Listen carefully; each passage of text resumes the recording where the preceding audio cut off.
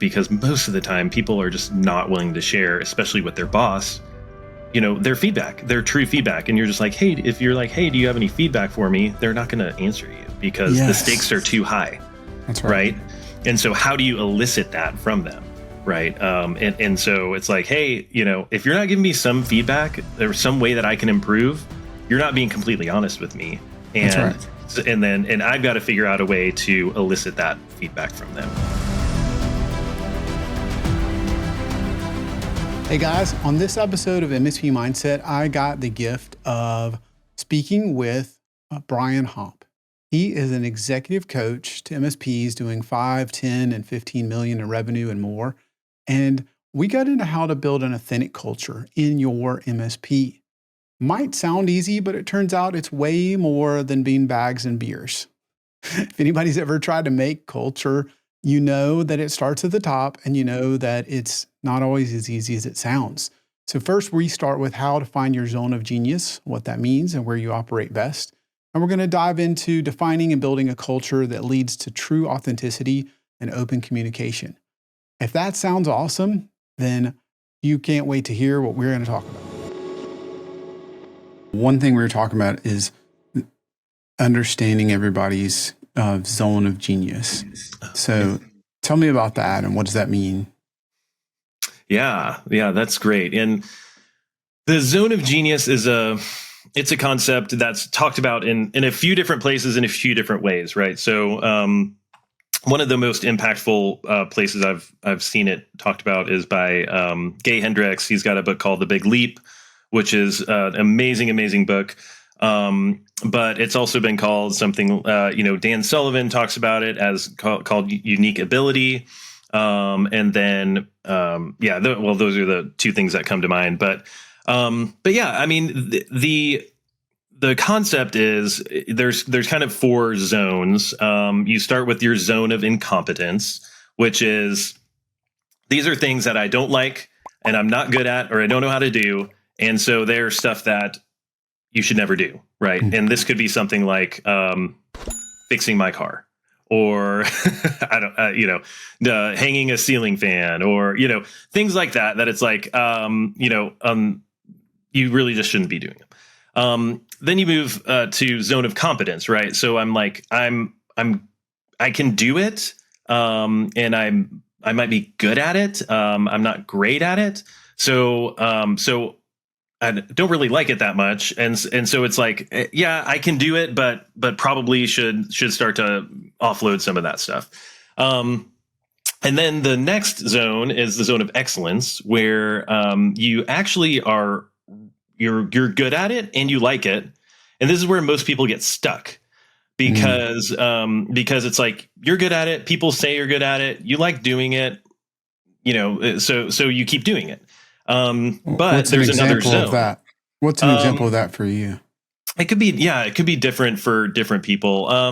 I think for me, it's probably like financial stuff. Like I used to be a CFO. I've got, I know how to do all that stuff. I love to dig into the numbers and do analysis and jump into QuickBooks and do stuff, all of that. I like it. I'm good at it, but somebody else can do it. Mm-hmm. Right. And somebody else can probably do it better than me. Mm. And so then you have your zone of genius. Right. Okay. And zone of genius is like that next level. It goes from I like this and I'm good at it to I love this and I'm great at it. And maybe I'm the only person in the world that can do this as well as I can do it.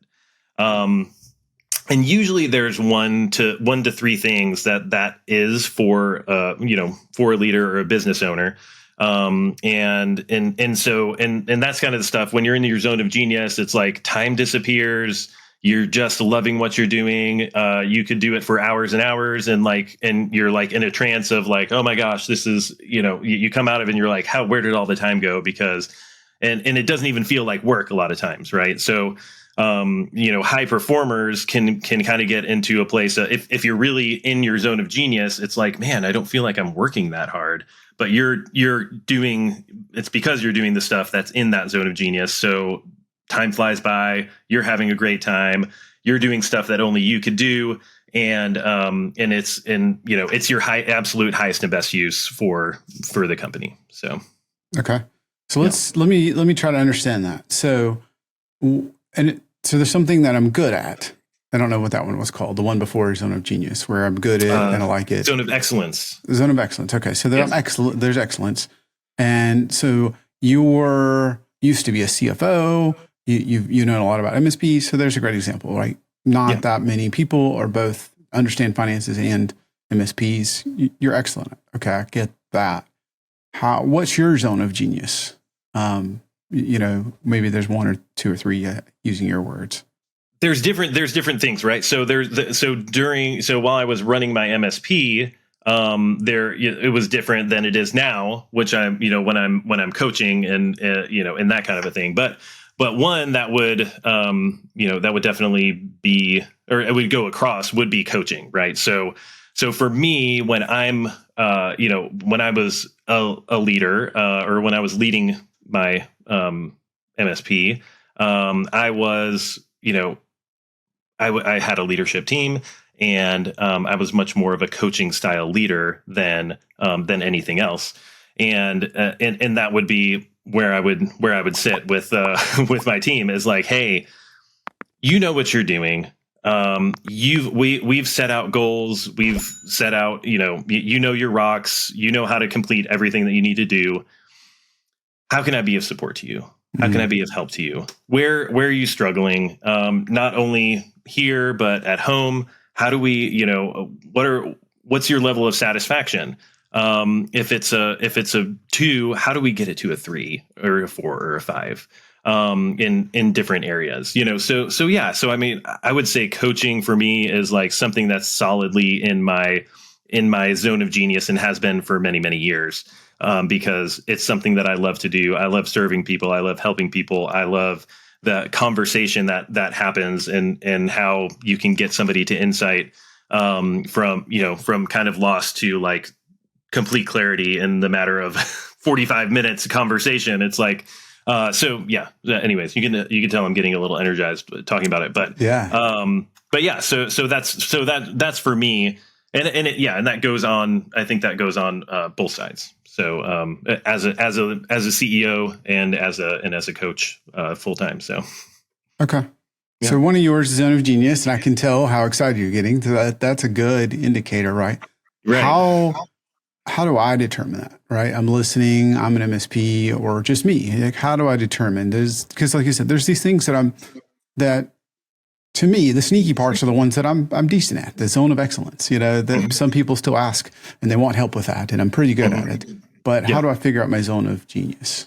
Yeah, that's a great one. And there's a couple of exercises that I like to use.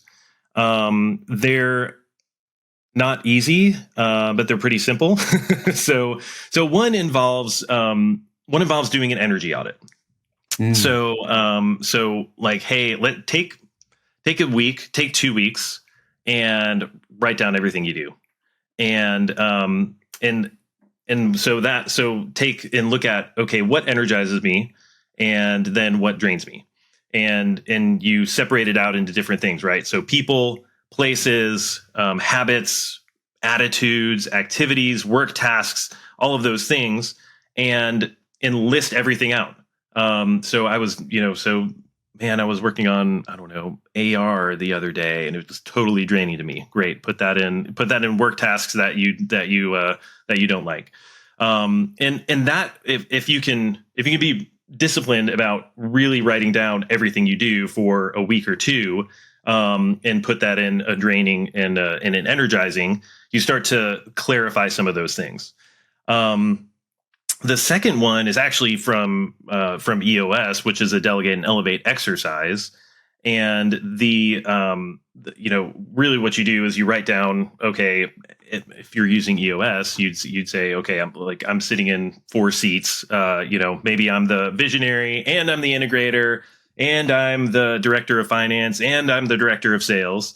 And you write down, okay, what are all the roles or the responsibilities of those seats, like specifically, and then you put them in those different buckets we talked about earlier. So what's what do you not like and you're not good at? What do you not like and you're good at? What are you good at and you like? And then what do you love and you're great at? And so when you go through that exercise, things start to become really crystal clear. So things that drain your energy, we delegate as quickly as possible. Things that we don't like and we're not good at, we delegate as quickly as possible. And then you just move along those. You can't do it all right away. It's almost impossible to do it right away. But as you start to shed stuff, as you start to gain more energy in your day to day, then you start to realize, oh my goodness, this is the stuff this is my highest and best use. And I need to absolutely get rid of all of the other stuff that's not generating the most energy for me, the most bang for the buck for my time that I'm spending in the company, and what's for the greater good of the business as well. Okay. So if I heard you right, it's part doing your energy audit and understanding that what gives me energy, what drains energy, and then combine it with the kind of the EOS tool, right, where you understand the 4 areas you're in, and which one of those really drain you, and combining those gives you the best picture of what to let go of first. Okay. Yeah, and one other way would be to kind of like survey the people closest to you, like and so maybe your direct reports, maybe your spouse, maybe some of your best friends, like, because a lot of times it's blind spots for us. We actually don't know what our zone of genius is unless we do a lot of work on it, or unless we talk to people or ask, hey, what do you see me being the absolute best at? What do you think is my like really unique gift, my unique thing that I bring to the world that nobody else does? And if that's one additional way that you can really like start to become even more clear than just doing this like self-reflective work. Because you definitely want to get an outside perspective as well. Yeah, I love that. I love that. And so combining what drains energy, and so you say go back and write down everything you did for the last 2 weeks. I went through an exercise like that. One thing that helped me, at least personally, was I had so much in my calendar already. So then just reflecting at the end of the day, okay, in the spots that weren't scheduled, what did I do? What was I doing? Email? Was I on the phone with a client? Was I, doing AR? I don't know. Like what were the things? And then, did that give energy or take energy? Yeah. So if you've got a lot, it may not be as arduous as it sounds, right? Because you probably have a decent number of things where you can say, if I really did what the calendar said, I had an hour, with an on-site meeting or with a client or whatever your calendar's saying. So it seems like you can pull these things together. When you're asking the folks closest, I love that you gave specifics, right? Your direct reports, your spouse, the folks, friends that you spend the most time with. How would you approach that? What is the ask, or do you have any recommendations when you go and say, "Hey guys, I'm kind of weird. I want to know more about myself." Like, there's probably a better way to say that. Yeah. No, I mean, I think it's really like, I mean, I've got kind of a, I guess somewhat of a framework around it. I don't have it in front of me right now, but it's basically like, hey, I mean, you can even write an email like, hey, I'm doing some self-reflective work. I'm really trying to understand what the people closest to me think that I'm really good at. So where do you see me? Where do you see me shine the most? Where do you see me the happiest? Where do you see me the most energized? What am I doing that makes the most impact in the world? And asking questions like that of the people closest to you, or in the world, most impact in the world or in the business. What do you think I should start doing? What do you think I should stop doing? That's another really good question to ask as it relates to that. And if they're honest with you, if they're willing to be, like honest and like, and actually, share with you, it'll give you some really good data and some really good actionable insights. So yeah, those are just questions off the top of my head that I would ask if I were if I were doing something like that. Yeah, I love that. Yeah, I suppose depending on how candid those relationships are, you may get more Right. direct advice versus just you're really great at lots of things, which really wouldn't be very helpful. I love that you said not only what could I start doing, but what could I stop doing. Tell me more about why you said that. Yeah, that was.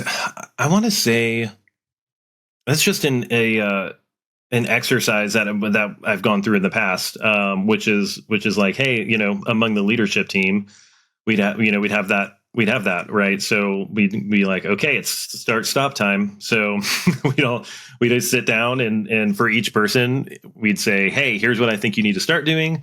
Here's what I think you need to stop doing. And we had a culture of very candid feedback, very open conversation, and it took us a long time to get there. Like, don't get me wrong, we had so many struggles with all of this stuff, but if you can get to that point where it's like, hey, I'm willing to share hard things without fear of being judged, and there's this base of trust. That goes back to 5 dysfunctions of a team.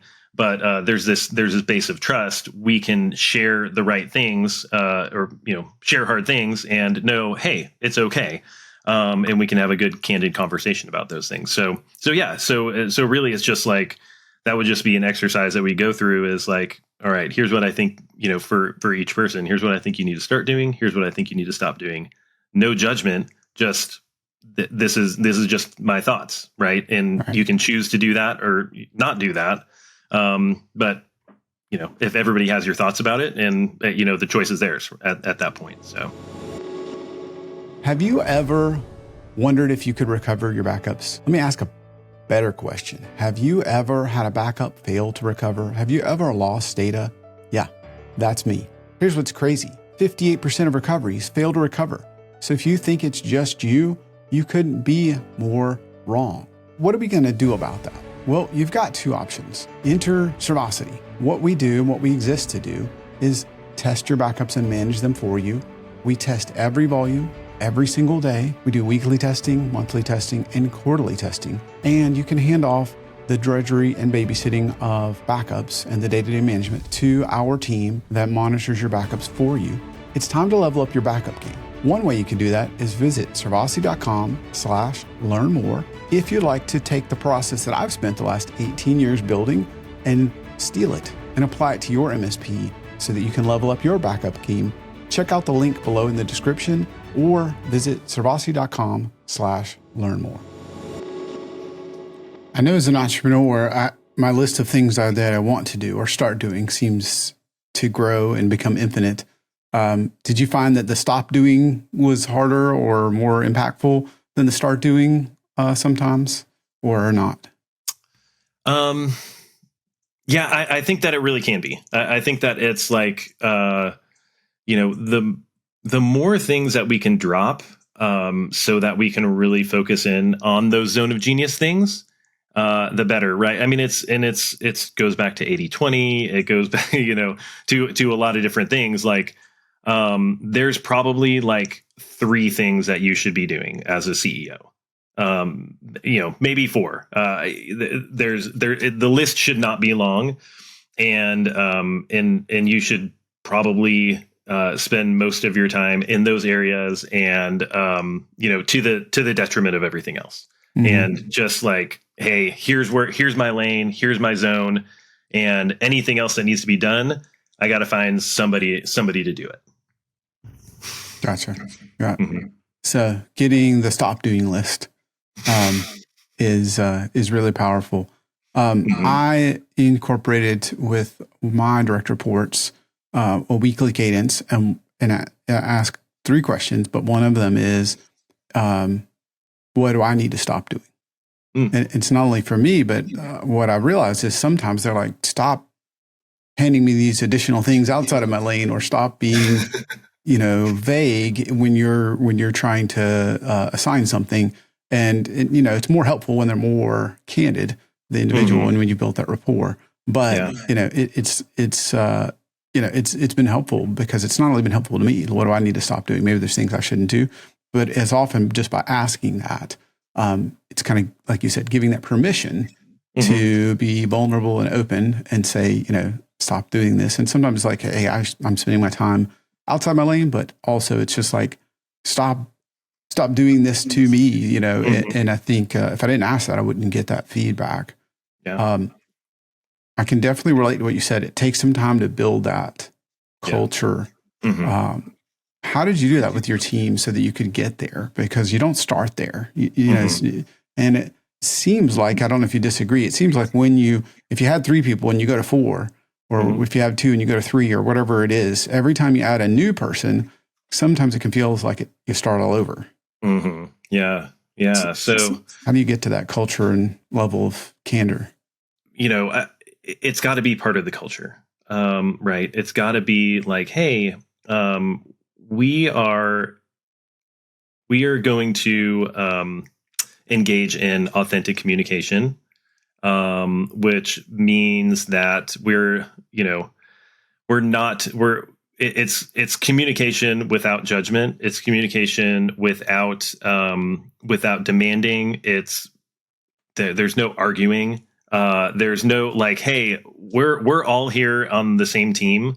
We're all working for the greater good of the company, and you don't have to fear, being fired because you speak your mind, right? At the end of the day, somebody's got to make a decision if there's disagreement, and then there's disagree and commit, right? So if we're all on the same team, we're able to have these conversations that are, we have a foundation of trust. So at the end of the day, we're all in this for the greater good. And if the greater good means that I don't get my way, that's okay. And then having conversations in a way that, there's this whole concept of authentic communication or nonviolent communication. I don't know if you've ever heard of that, but we actually talked about that. What's that? Yeah, tell me more about that. I want to make sure, for everybody listening, that we're on the same page about what you mean by that. It's really a way of having a conversation that results in a positive action. So let's say I'm struggling with something. I have a feeling, right? It starts with a feeling. So if sorry, let me go through it. So it starts with a feeling, and then it goes to a need, right? So if I have a feeling, if I have a negative feeling, it's because I have some need or desire that's not being met. And then it goes into, so I'm trying to solidify the framework in my head as we're talking. So there's a feeling, and then there's a need, and then eventually it gets around to a request, right? So let's say you said something to me like, let's say we were going to have a meeting and you showed up late, and I was like, and I needed to have a conversation with you about it. Hey, when you showed up or late to this meeting, right? And you start with what happened, because it's like, it's an observable thing that happened, right? It's not like I don't start with, you don't like me, or you're so disrespectful because, right? So Damien, when you showed up late you talk about the fact. Yeah. Okay. Yeah. So when you showed up late for this meeting, I really felt, disrespected, because my time is really valuable, and I really, feel like I need to be need to feel respect. In the future, would you be willing to let me know if you're going to be late for a meeting? And if you can speak to what you're feeling and what your need is, and make a request that's actionable, that they can actually do, then you have the ability to have a much more productive conversation. And by the way, you can't be like attached to the outcome, right? They may say, no, I'm not willing to do that because of X, Y, and Z. And you might have to learn to live with that, or you might have to have another conversation around that. But yeah, so that's one example of how we kind of built some of that trust, because when you ask people in a way like, hey, would you be willing to do this? It gives them agency. It gives them freedom to say, yes, I would, or I would with these caveats to it, or something like that, or no, I'm not willing to, and here's why. And so yeah, so that's an example of nonviolent communication or authentic communication. I love that. Yeah, and I love because we all have these feelings, and we don't always feel comfortable being open or vulnerable, you know. And I know sometimes in the busyness, you just want to be like, "Why are you late?" Yeah. And and that's not the right way to handle it. So that authentic or nonviolent communication's super helpful. So, and you're saying that's part of how you built the culture, built the trust. Yeah. Okay. Exactly.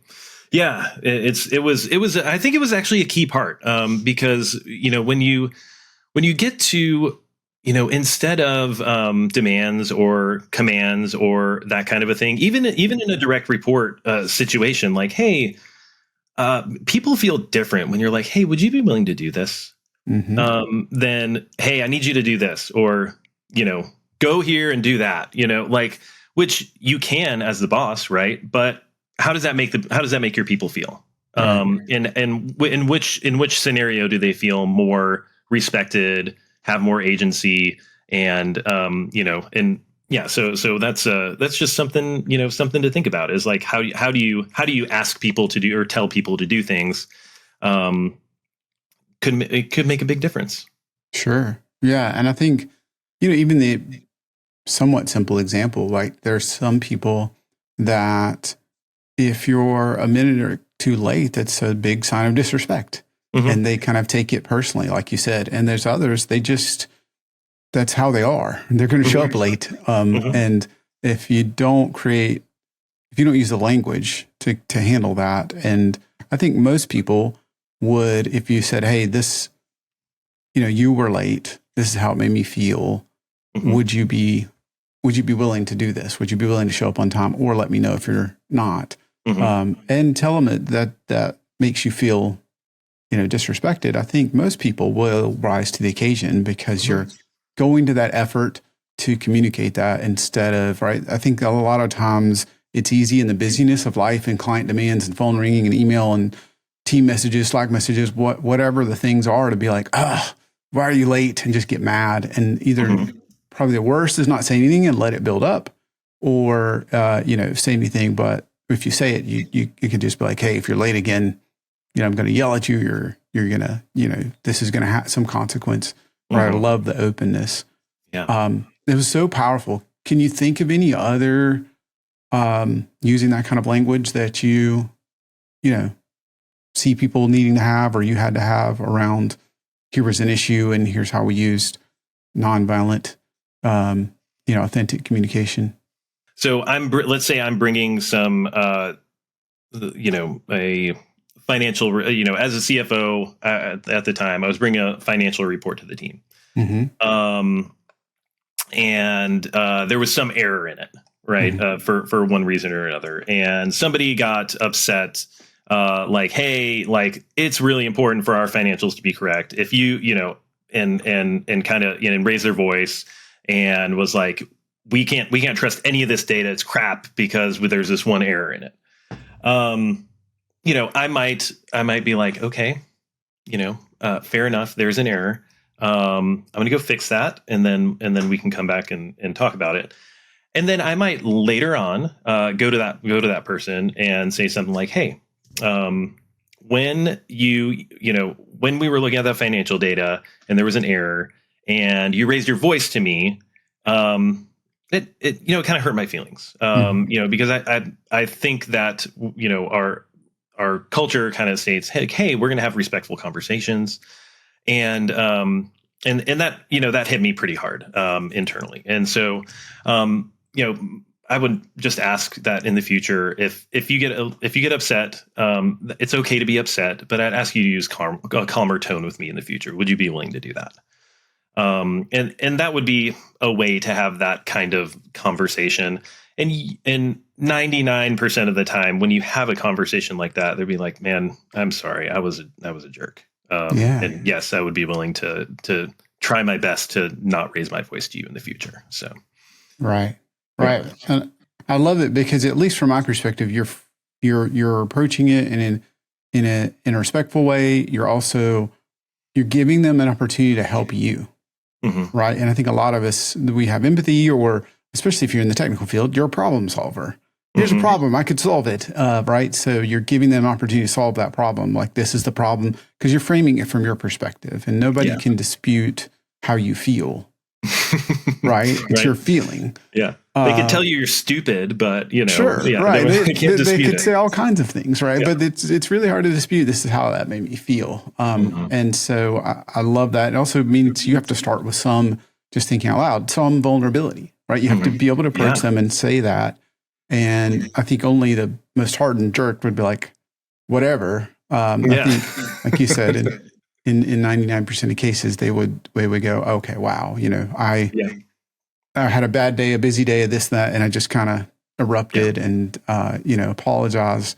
And whether they do or don't, like, I think there's some probably rapport built because you came and said that, and then even if they didn't apologize, said, okay, I won't handle it that way in the future, which it just seems so much better than a lot of other cultures that even if they're not let's say a really bad, kind of toxic on the other end of the spectrum, but it's too easy in the busyness to sweep that stuff under the rug, right? There's like, for example, there's too many nice people out there. You guys, nice people that are listening, that they won't bring that up.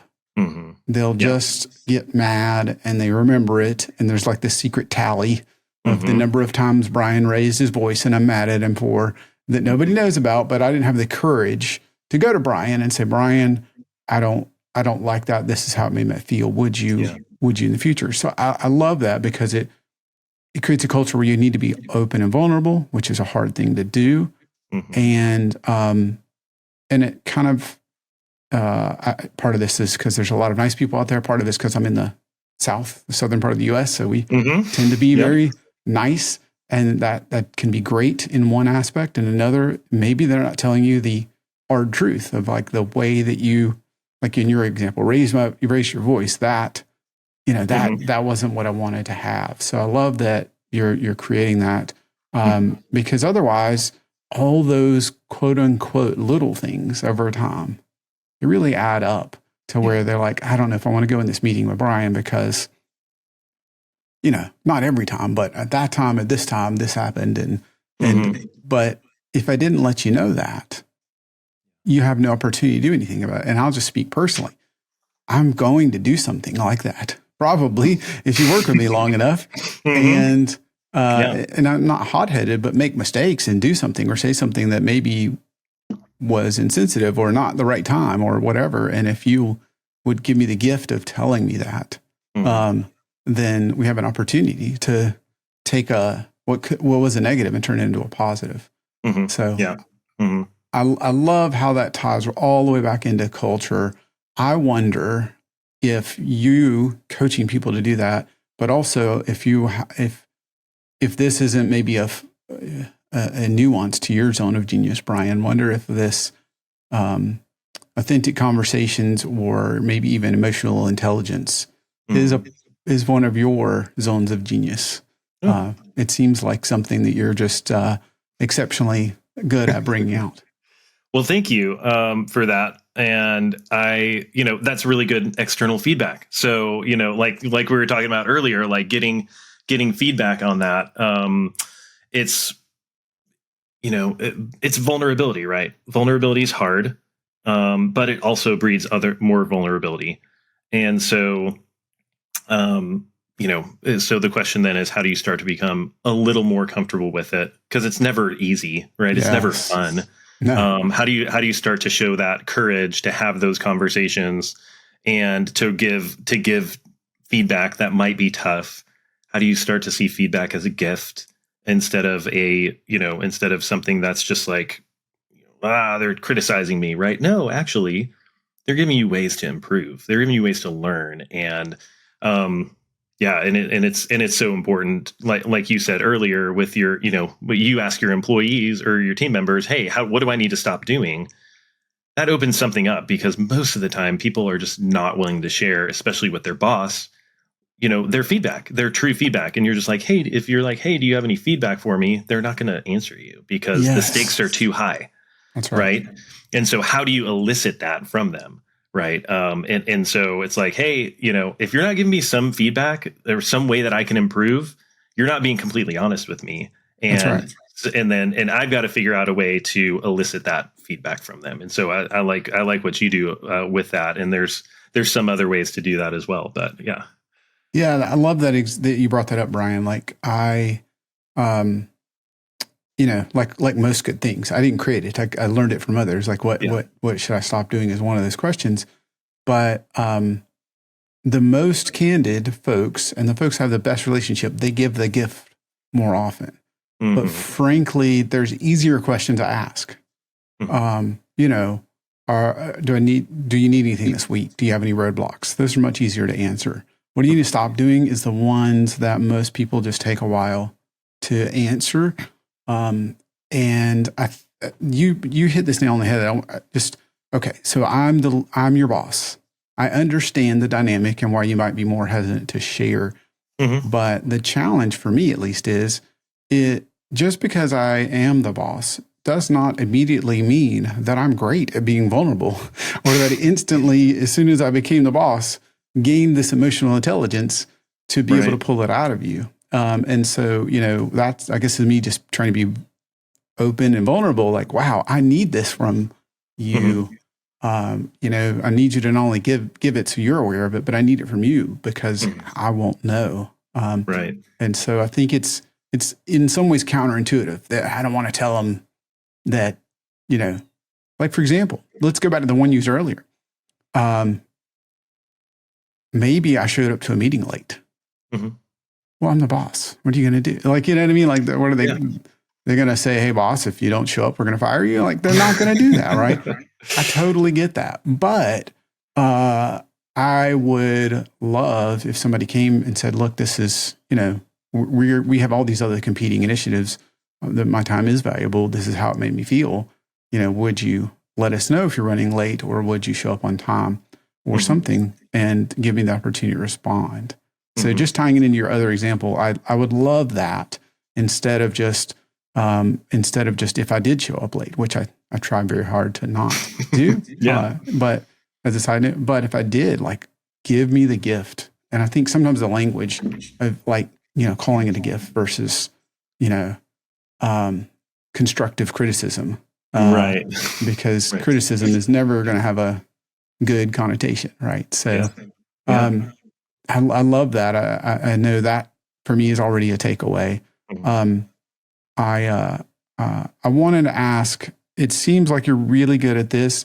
As you're coaching your clients, do you see other issues related to culture or what are the top issues you see that maybe catch them by surprise? I know as I'm growing, sometimes I'm like, oh my gosh, now I see in hindsight.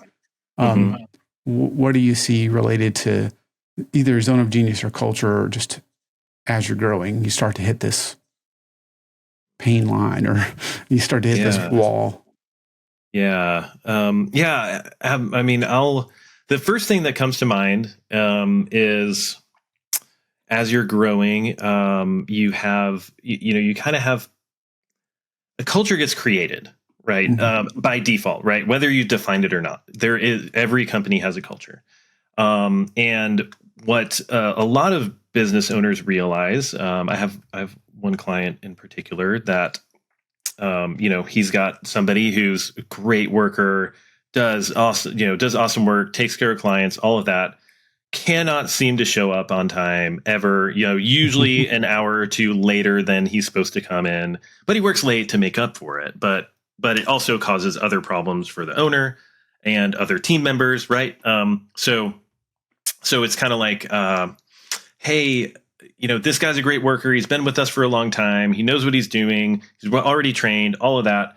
But your culture becomes what you tolerate. Right. Mm-hmm. And so one of two things is going to happen. Either that's going to be your culture, or you're going to lose good people because they're going to see this person not carrying the weight, or you're going to get burned out as a leader because you're picking up slack from this person not not showing up on time. So you've inadvertently created this culture that's that's gonna really cause you problems down the line. And so I think it's going the huge challenge is that you've got to make some very, very hard decisions as you grow as related to culture, because you can train you can train the skill but you can't train the culture fit. You can coach them, but there's a limit to where to how much you can coach people. And so I think it's learning to make those hard decisions. And every time, like I don't know, I'd love to hear your experience on this, but as many people as I've had to let go over time, I've never once been like, oh my gosh, I wish I hadn't done that later on, 6 months down the road. Yeah. Do you have have you had that same experience? This exact same experience, right? And I tried to reflect on that. I've never regretted letting somebody go.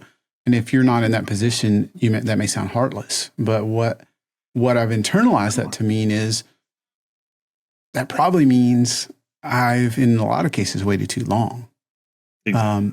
And after asking others on the team, sometimes they're like, why didn't you make this decision 3 months ago? Like, this is really killing us. We're taking on the extra work because of that person. We're doing this or that. I love what you said earlier because it really captures it, right? Your culture is what you tolerate.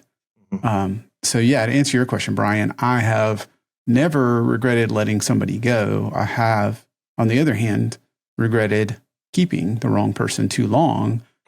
And most, you tied in it often comes down, skill can be learned. It often comes down to this culture fit. And you keep hoping, you keep coaching, and at the end of the day, like, there's hope that, you probably have to be an optimist and have hope to have been an entrepreneur in the first place and gone through the pain of starting a business.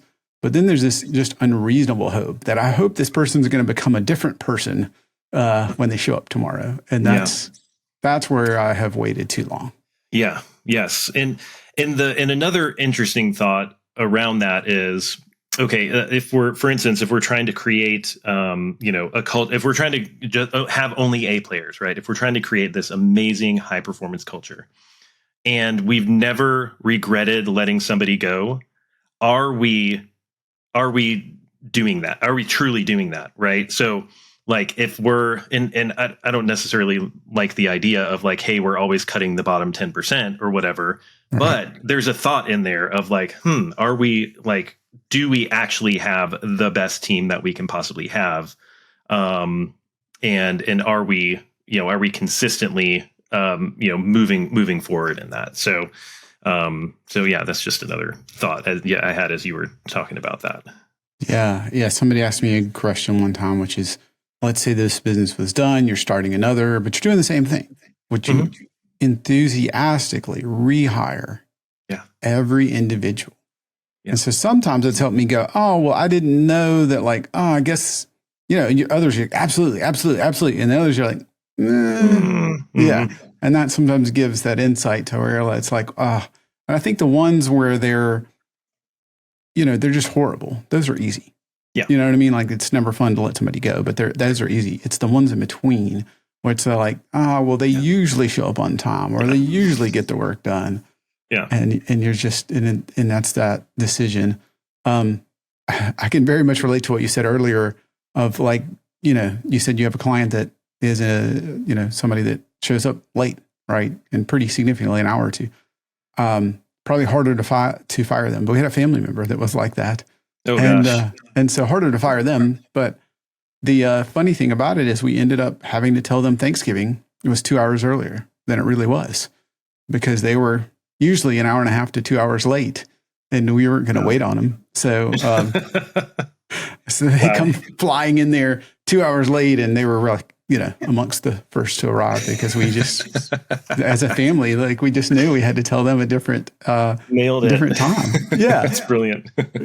Yeah. It is. And it's sad because, like, you want to tell them, like, you don't want to have to come up with an alternate reality, a different truth. Like, the real reality is it was at 1, but we had to tell you it was at 11. Thanksgiving's at 11. And I may or may not do that with my teenagers from time to time, just set it a half an hour earlier. And then it's like, oh, look at that. We're on time. This is amazing.